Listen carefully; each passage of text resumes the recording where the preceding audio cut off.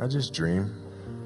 I dream. I have dreams, and dreams is they should be pure. And I think a lot of times, when we're born into this world, we actually wind up going backwards. And it seems like the more we mature, the more responsible our dreams become, and the more governors we put on ourselves and our ability to dream and to reimagine. And it's always a fight for us parents and for you guys to make sure that your dreams always stay pure. And so it's not a matter of pushing beyond your limitations or expectations. It's really a matter of protecting your dreams, protecting your imagination. That's really the key. And when you do that, then the world just seems limitless. I always just had a dream. Like sometimes you lay down in bed and you visualize things. And you just kind of, that's at least how I would go to sleep. I'd lay down, I'd imagine playing for the Lakers, and I would imagine what the uniforms look like. I'd imagine where we'd be playing, and the smell of the arena and all sorts of stuff. And I would see myself, getting hot, and score 10 straight points. But in a dream, why would you ever interrupt that? You're not going to have a dream and be like, okay, and then he misses his next 6. It's not going to happen. So you just keep dreaming and dreaming and dreaming, and before I go to sleep, I'm at 120 points, And so when you grow up, downloading that into your brain over and over and over, and then, that summer, I made 1,000 shots a day. 1,000, right? That's on top of weight training and my conditioning. I made 1,000 shots, and it weren't just shots. It were shots that you saw in that game. They were specific shots. It was coming out of the corner, going to the pinch post, footwork in the post, coming off the screen. It was very specific. So when you download that into your system and you go out in the court and you're just executing things that you've done thousands of times before, and you have that dream, then that becomes possible. There's why reinvent it? I don't understand that. You go out and play the game and you're just trying to create something new. No, this is what I do. This is what I do extremely well. You're gonna have to stop me from doing that. And if you do stop me from doing that, I have a counter to that. Done. My philosophy was a very simple one. And this is where I think film plays a big part of my life. Rudy was one of my favorite films growing up. But after watching that film, I come to understand if I could work that hard every day, with being blessed with the physical tools that I have, what would my career be? And I made a promise to myself from that day that I was going to work that hard every single day, so that when I do retire, I have no regrets. And that was the most important thing for me, is to leave no stone unturned, get better every single day. And if I lived that way, then over time, I'd have something that was beautiful. But that was my philosophy. It seems like a pretty simple one, but if you live your life to just get better every single day, and do that for 20 years, what do you have? That's exactly right. Did you, you seemed at peace both before and during the game. Pre-game, we watched you. During the anthem, you seemed to go to a place, where you're generating calm, focus, confidence. Do you have a mindfulness or meditative practice that you used while you played? Yeah, well, Phil introduced meditation to us when he came to our team in 99, 2000. And it was something that I instantly gravitated to because I could see the effects. Right? I used to watch, studying the games, the Bulls teams, and watching their demeanor, watching their composure, playing in a tough place in Utah doing the finals and being down 17. But everybody was like this. You couldn't tell if they were down 17 or up 20 or a tie game. It never changed. And I was wondering why the hell that is.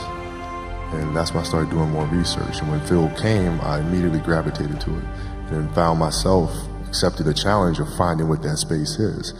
And for the 81-point game, man, to be honest, I wasn't even thinking about the game. My knee was hurting so much. I didn't know then, but I had a flap of joint, of cartilage stuck in my joint line. And so my mind was really trying to go to a place where I don't feel that pain. And the game started, and because of that, I was just in a different space. I wasn't worried about what was to come. I wasn't worried about what just happened. I was just here. And when you're just there in the moment, playing plays right in front of you, your focus is heightened because nothing else matters. That's the space I've tried to get to. Well, I mean, here's why practice was important to me. Not from just the standpoint that I enjoyed playing. Like, I enjoyed being there. I enjoyed getting better. But as a leader of a team, it's also your responsibility to elevate the rest of the guys. And what people tend to get stuck on a lot is saying, okay, the way to make players better is to pass them the ball when they're open. That's a very trivial way to look at things. What you have to do is you have to get them emotionally to want to be better. You have to get them to an emotional space where they wake up every morning driven to be the best version of themselves, right? And how do you do that? And in practice, for me, it was a chance to drive them, to challenge them, right? And this is where you have to know your teammates, because if it's late, we just had a back-to-back and we had practice the next day, and you show up and guys don't feel like going through the motions, don't feel like practicing. It's important to know each and every one of them individually, personally, because then you know what nerve to touch. Some guys, it's like, okay, come on, we can do this. That'll get them going. Other guys, no. You got to figure out what button to push. Powell was always Spain.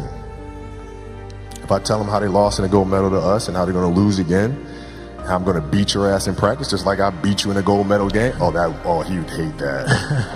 He'd hate that. But that's what practice was. You have to drive them. You absolutely have to. And if practice is more intense and harder than a Game 7 will be, then a Game 7 will be easy. But if it's not, then that's when teams start folding and capitulating. It's tolerance for that and the kind of culture that the Laker organization stood for winning championships is not tolerated. You're going to show up to play and you're going to lollygag through this scrimmage, through this drill. I'm going to beat you. I'm going to let you know I beat you. I'm going to want you to reconsider your professional life choice.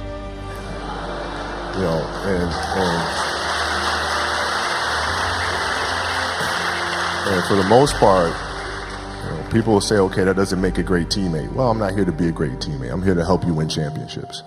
So there's a difference. Fortunately for us and for me, we had an organization that, it was championships or nothing. And they were really good about identifying that and bringing players in here that had that competitive streak and, getting rid of the ones that did not. If I got to fight to get you in the gym, that's a problem. That's a problem. You want players that are gym rats, players that want to be in the gym, that want to work. And then from there, you build on top of that. But if you're lazy, man, I don't want to talk to you. I don't want to deal with you. You're going to make me feel dumber. You're going to lower my level. I don't think so. You can go over there.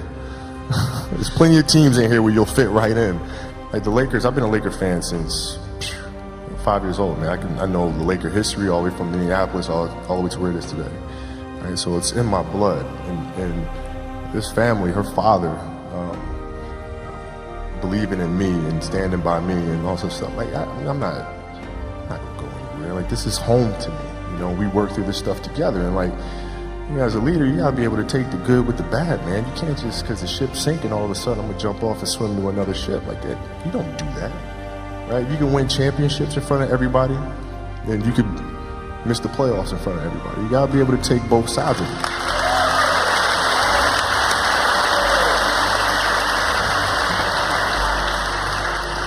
I think that if we focus on one thing and do that one thing exceptionally well, you won't fail at that one thing. So sometimes you got to put the other stuff to bed and focus on what you believe is the core of the company, and that always starts from what you love to do the most. And the whole idea is that when I started playing the game, everything was about trying to be the best. Win as many championships as you can, yada yada yada yada. You get older, you start to understand that really it's about the next generation. That these championships do come and go, right? And there'll be other people that win championships. But the most important thing you can do is to pay everything that you've learned forward to the next generation to come. And that's truly how you create something that lasts forever. right? And so the fundamental belief of the company is create forever. Now, how do you do that? And that's how you create something that's greater than infinity. Inspire one who inspires the next, who inspires the next, and on you go. And that's the foundation of it all. What I observed a lot in my career is how players study film.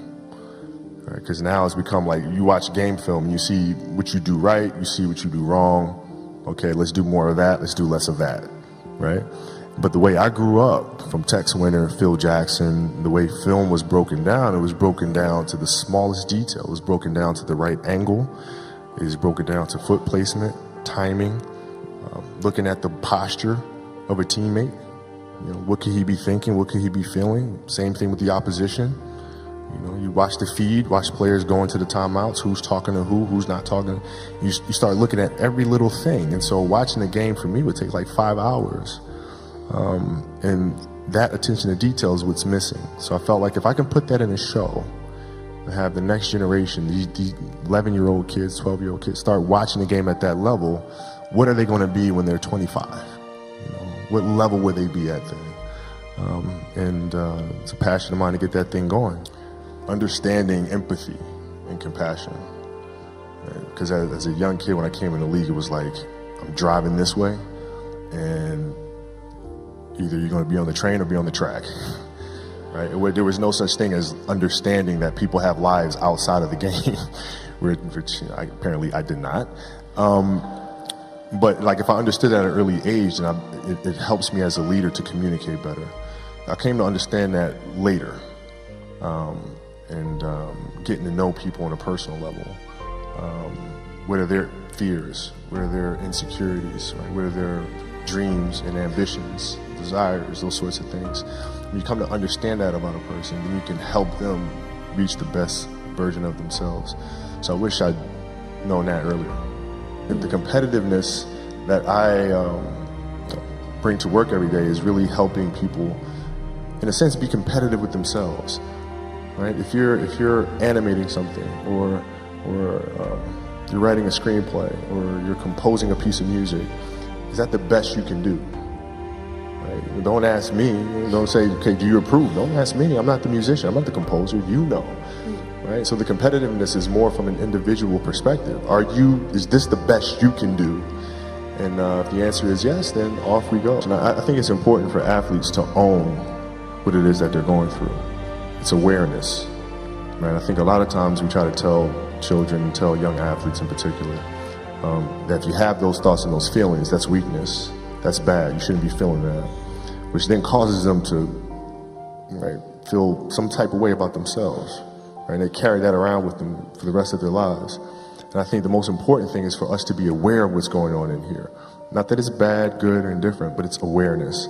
And once you're aware of it, then you can choose to walk hand in hand with it, or you can choose to fight it, but you're making that decision. If you just can constantly bury that in the distance, then it starts festering and it comes up in different ways and manifests itself in different ways.